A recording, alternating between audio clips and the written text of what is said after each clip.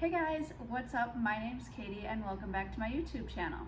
So for today's video, I'm going to be doing a video on how I created this bridal look. I know with wedding season it got pushed back a little bit, so a lot of people, they're more so doing fall weddings, so I figured this would be a great time to go ahead and create this video so that way if you aren't wanting to necessarily go get your makeup done at the salon but you still want to have that bridal look to it, I figured I would go ahead and share with you what products I use, my tips, and how to achieve like that very airbrushed look but without it feeling heavy on your face and cakey, and it also is going to last you throughout your entire day. If you guys aren't already, go ahead and hit subscribe and then also ring the little bell notification so that you're notified of all my future uploads. I would really appreciate it.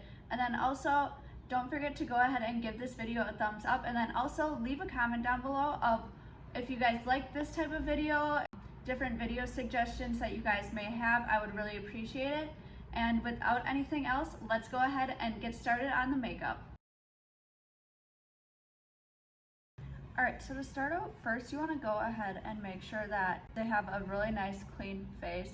So I'll usually just use like a makeup wipe, or this is a face wipe pad. They're this brand. They're ones that I got in my BoxyCharm subscription, and I find that these are just really soft and gentle on the skin and don't irritate at all, but also does a really good job at cleansing it, making sure that there's nothing on the face. Okay, so what I'm gonna do is go in with my Sunbum face SPF 50, and this is really important to do because they're gonna be outside taking pictures, and I highly recommend using one like this because it doesn't get oily throughout the day or cause any issues then with my face makeup. It really just protects my skin nicely then. And then I do like to go in with my Tula Glow and Get It Eye Balm, and I find that it's nice and cooling, but it also helps kind of just smooth out some fine lines under my eyes. And this is really nice for if someone has like puffier under eyes or anything. It's really just going to help cool it and kind of settle them down a little bit. Okay, so next we're gonna do primer, and this is honestly probably one of the most, if not most important parts when doing this, because you really want to make sure that you're using a good primer that's going to help the makeup grip and last throughout the entire day, because they are going to be wearing this face of makeup for quite some time. And then because I myself do have large pores, I also like to use a pore filling primer as well. So the first one I'm going in with is the e.l.f. Poreless Putty Primer. So I'm just gonna go ahead and like emulsify it on my fingers to like soften it up, and then really just concentrate it in my T-zone here where I do have my large pores. And I am doing a bit more of a pressing and flicking motion just to really fill in those pores and make sure that it gets deep in there, to make sure that it helps smooth everything out and give it more of that flawless airbrushed effect when I have my makeup on then. And then I have been loving this Milk Hydro Grip primer. I find that, especially because I work in the salon and I'm having to wear a face mask all day, I have been noticing my makeup definitely stay on and last a bit longer. So this one, it's really tacky after you put it on, so it really just like latches onto your foundation and base makeup that you're doing to really help keep it from budging then throughout your entire day. So for foundation, I'm gonna go in with the Wet n Wild Photo Focus foundation. They do make it in both a matte and dewy version, so it's really going to depend on what type of skin type you have. If you are doing the makeup on someone else or reusing this, I highly recommend putting it on some sort of a metal tray like this that you can pick it up from, because that's going to help not have like cross contamination or anything. Alright, so then what I'm going to do is just go in with a beauty sponge. This is a microfiber one, so it really helps keep from soaking up a bunch of product and having a bunch of waste. When doing bridal makeup, I find that using a sponge is definitely the best option because it does give you more of that airbrushed skin-like effect, whereas a brush, I don't necessarily feel like you get quite the same results from. And you want to make sure that you're blending it up onto their ears as well, because you do want it to all be blended. Same with going down on the neck. When you're doing makeup, it is very important that they aren't wearing like a high neckline shirt or anything, because you do want to make sure that with the dress that they're wearing, it is all blended down well, so that way in pictures there aren't going to be any like lines from where like their makeup or anything is. So this, you can see the difference between the two. This, I have just a very thin layer of foundation on, versus this has none. It just really, this foundation I find just really evens everything out. And it is buildable, so you can go in with another layer.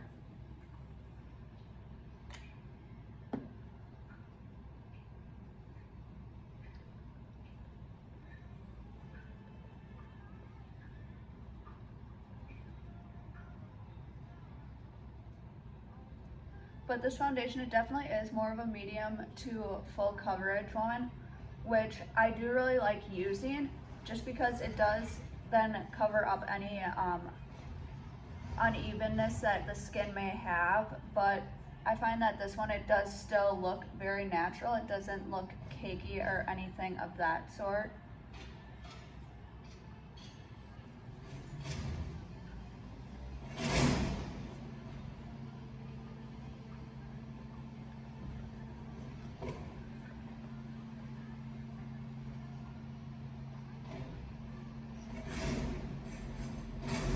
Also, you do want to make sure that you are blending up into the hairline as well, because you don't want to see basically anywhere that, you just want to make sure it's blended nicely everywhere, because it's like those little spots that people don't think about right away when they're doing it, and then you notice later on wishing you had done that a little bit more different. So I'm just going to go in with another little layer over here.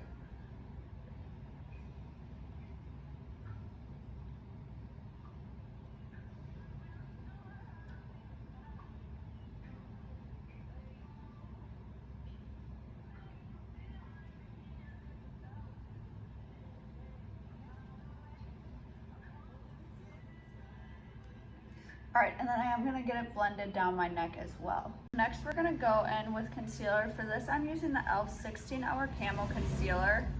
And the same with this as your foundation. If you're doing it on someone else, you're going to want to wipe it into the tray and then use a brush to then pick it up and place it on. So where I like to do it is in the corner right here, and then also bringing it up like so. This is really just going to help give your eye more of a lifted appearance. If someone does have more dark circles, you can go ahead and like do color correcting before your foundation, or you can place like a little bit more foundation all under here in a little bit more of a triangle shape, and that will just help give it a little bit more coverage. And then I put it on my chin and my upper lip, and then sometimes I'll also kind of do it on the sides of my face, just where those smile lines are, because they are going to be smiling a lot throughout the day. And then what I like to do is let it sit for 30 seconds or so. This is just going to help.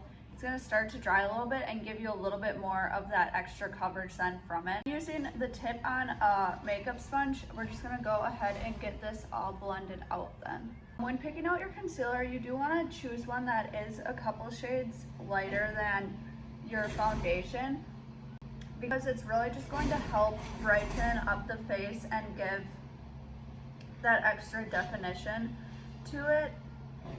And also, when doing your foundation, you want to make sure you don't pick something that's too light, because if you think about it, they're going to be having pictures taken of them throughout the entire day. And I do find that you tend to look a bit more washed out in pictures, so you do want to make sure that you are thinking about that as well when you're picking out the foundation shade for someone. And that's why I do make sure then that I do blend it all the way down my neck, because you don't want there to be a line, but you want them to look like they have plenty of color as well. But you don't want to, I'm not saying to pick out one that's like 5 shades darker or anything. I'm saying more so just like a shade darker than what you would typically use. I have been really liking doing a little bit more of like a cream contour, bronzing, and blush before I set the rest of my face, because I find that then once I set it, it has a very like natural airbrushed appearance to it. So this one that I'm using is this Laura Geller multitasking one. So I'm gonna first go in with this shade here, and I'm picking it up on this top corner. And I only do a little bit, like 2 little swipes. And then you're gonna kind of, where their cheekbone hollow is, just start by dabbing it on. I start by the hairline because you don't wanna go in with too much product further down. And as you get it on, then you wanna slowly dab it like upwards onto the cheek to give it that blended out effect then. And you want to avoid this lower part because that's what's going to give it more definition then as well.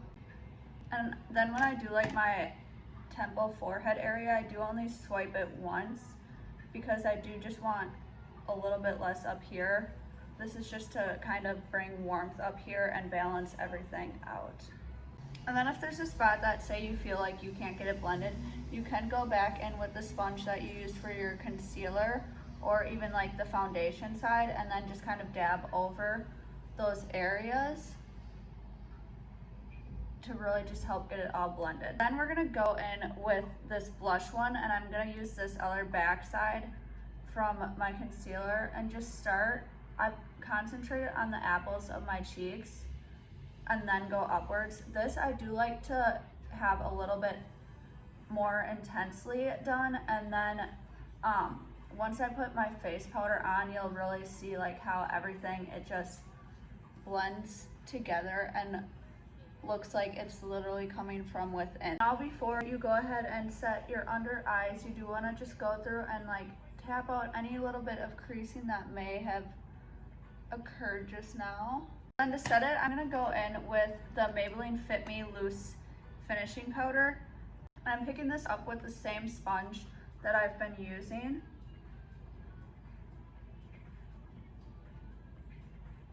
And just making sure that I'm really pressing it into the skin. You can use a brush for this too if you want. I just find that when I use a sponge and press, it gets deeper in and really helps lock it in better than when I just glide over everything with like powder brush then.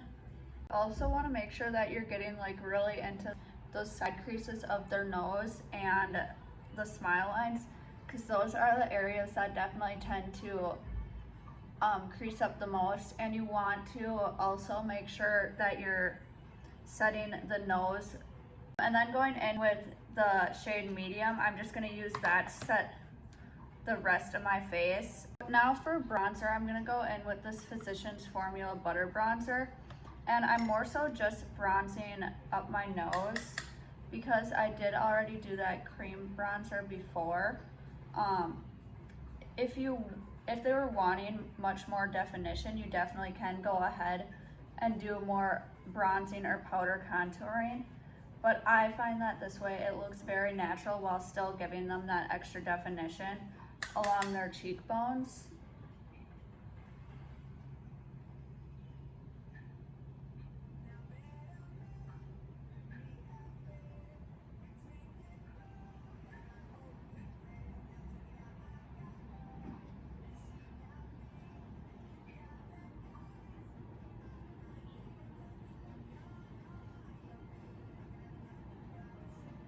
Now we're going to want to bake the sides of our nose.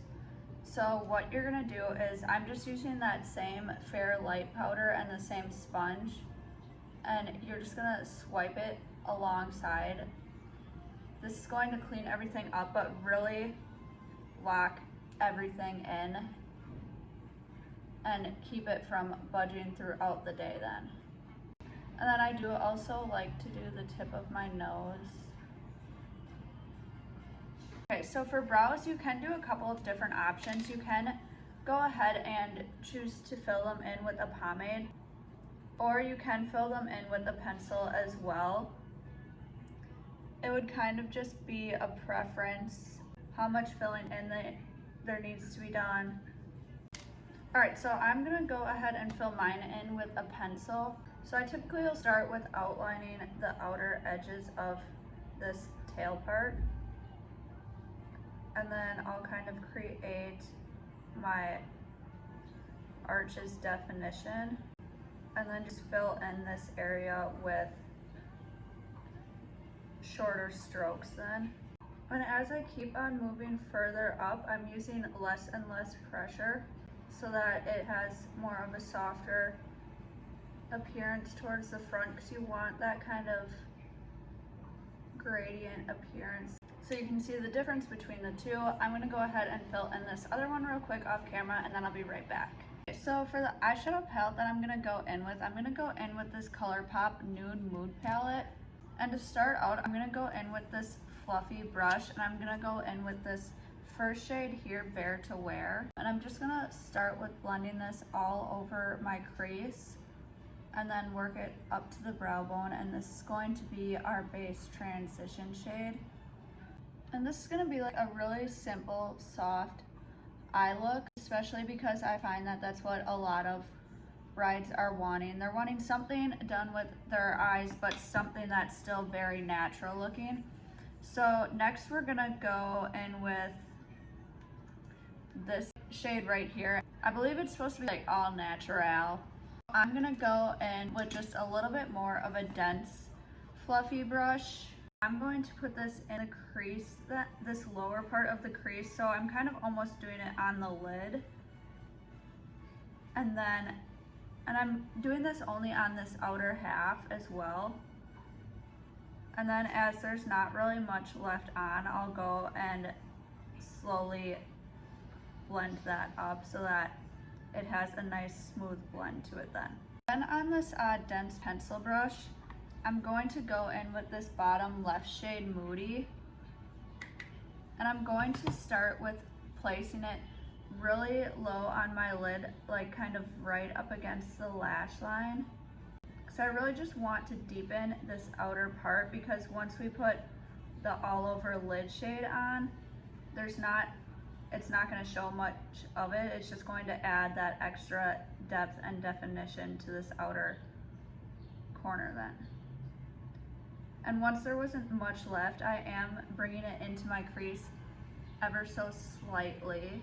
And if you don't want it this deep, you can definitely skip this part and do just the all over lid shade. I'm gonna go back in with that brush from that second shade that we used and just blend out that edge from those two colors. And then go in with that first brush and just go over it as well. And where you're holding your brush on your handle will depend on how hard it is. So if you're holding it back here, you're gonna have much more of a softer pressure, whereas like this one, you'll have noticed I was holding it further down. So now on more of like this flat, rounded, dense brush, I'm gonna go in with the shade Bluffin', and it's just a matte cream shade. And I'm going to place this on the lid here. And I'm not doing a cut crease, but I am kind of giving it a little bit more of that definition to it. If your bride wants more of a matte look, you can definitely stop here. Otherwise, I'm going to pick up the shade Wink Wink. It has like a slight pink tone or tint to it, and I'm just gonna pick it up on my index finger and tap it on the lid just to give it a little bit of a shimmer then too. So that's what it looks like with a little bit of a shimmer then, versus what then just the matte side looks like. All right, so now we can go ahead and wipe off any of the excess powder that is left from us baking. Using that same brush that I did earlier, I'm gonna go back in with the shade Moody and pick up just an ever so slight amount. And I'm gonna place this right up against the lower lash line, but just on this outer half. And I also am gonna go ahead and connect it to where we have that line from earlier. Then going back in with that fluffy brush and the shade All Natural, I'm gonna go ahead and use that to buff out this dark. I'm gonna go ahead and get my lower lash line lined with a white liner. This is really just going to help open up the eyes and make them appear more awake and opened then. Okay, so before I put mascara on, I am gonna go ahead and give my face a spray. So this is the Morphe Continuous Setting Mist.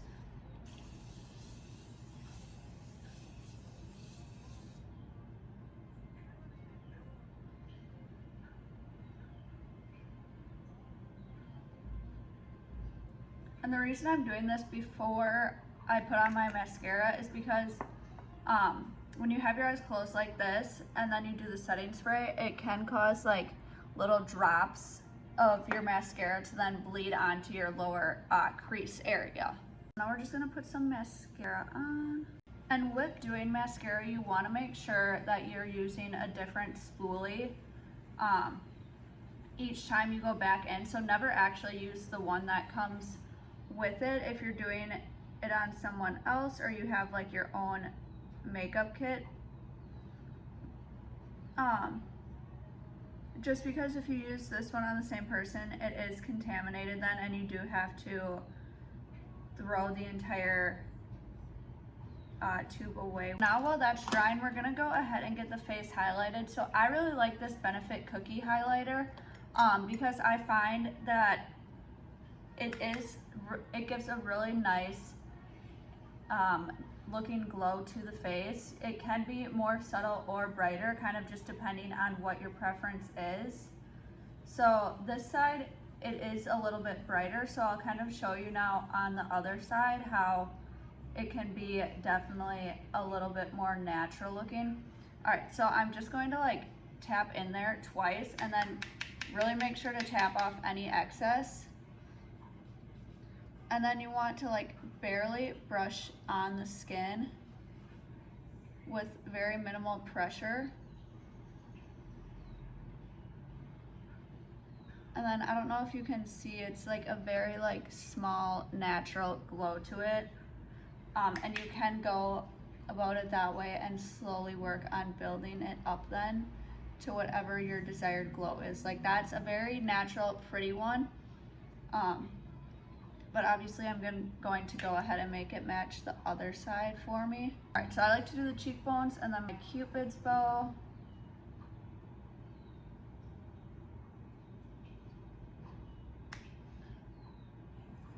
My chin, the tip of my nose and down the bridge of it. And then my temples as well, right above the brow bone. Okay, so I'm also gonna go ahead and use this same highlighter to highlight my inner corner and brow bone. So on a small pencil brush like so, I'm just gonna pick some up and then tap it on the inner corner. And then go right below my brow bone arch there. I used to use different eyeshadows for highlighting my inner corner, but I found that using a highlighter actually for it gives it much more of a, it's brighter, but also I find that it blends better than with the eyeshadow and everything, instead of me using more of like one of the shimmer shadows for it. And then you can go ahead and like precise and up like the tip of your nose highlight. All right, so I personally like to have on a good pair of fake lashes just because I do find that in pictures, it just adds a little bit of extra to your eyes, and they don't have to be really crazy ones like what you think of when you think of fake lashes. So the ones that I really like are these Ardell Wispies. They're really lightweight. The lashes on them are very fine, so it gives you that just like extra fullness and length without them looking crazy. And then I am going in with this Kiss Strip Lash Adhesive. And I did trim a little bit off of the outer edge of mine just because they're a little too long for me, and this will help them just stay a little bit better then. Because I used to have a really hard time with getting them to stay on my right eye inner corner. And my coworker told me that I should really trim off just that little bit on the outer edge, and then it would help it sit better. So I put it on both of my lashes right away because you want it to dry a little bit so that it's tacky. Otherwise, if it's too wet yet, it's not going to stick right away, and then you're gonna have a hard time getting it down. That's the biggest mistake that most people make, is that they don't let it get tacky enough before putting the lash on then. All right, so I just grab it with the tweezers like so. All right, so I go right in the middle first and place it right along my lash line.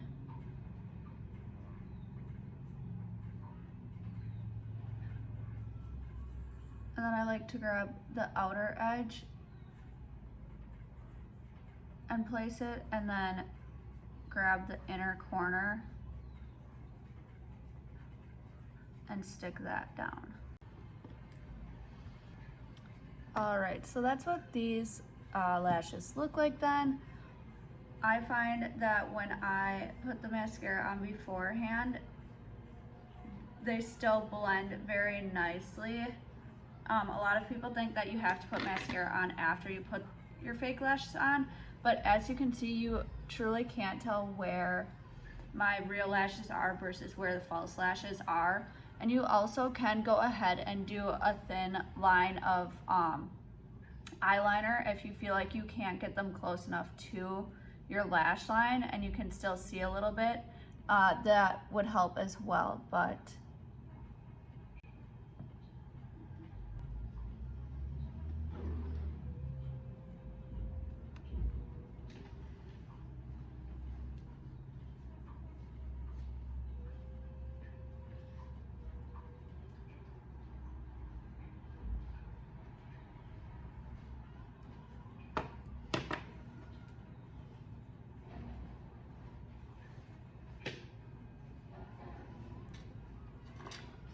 all right, so last but certainly not least, our lips. So this right here is personally my favorite nude lip combo. Oops. This right here is personally my favorite nude lip combo. So this is the ColourPop Lippy Pencil in the shade, I believe, BFF. So I'm just gonna go ahead and get my lips lined. I do like to overline them just ever so slightly. I'm gonna go in with this liquid lip from Morphe, and this is in the shade Virgin. And I really like to use a liquid lipstick because it dries down and stays. All right, so then once that liquid lip is dried, we're gonna go in with this e.l.f. lip plumping gloss. I literally get so tongue twisted every time I try to say that. But this is in the shade Champagne Glam. It's kind of a nice pinky nude, and honestly, I love this gloss because it's not sticky. It gives a beautiful shine and it stays place. It doesn't come off super easily. All right, so lastly, we are gonna go in with one final spray. This is the Urban Decay All Nighter Spray. This one, it really just makes everything last all day. And what I'll do is I'll take like some sort of palette or something and cover up the eye area. Alright guys, and this is the finished makeup look. I really like how it turned out. I think that it's a very beautiful, natural glam look for anyone to have on any special occasion, especially their big special day. I really hope that you guys enjoyed this video, and again, if you could subscribe to my channel, I would really appreciate it, and I will see you guys all in my next video. Alright, thanks. Bye guys.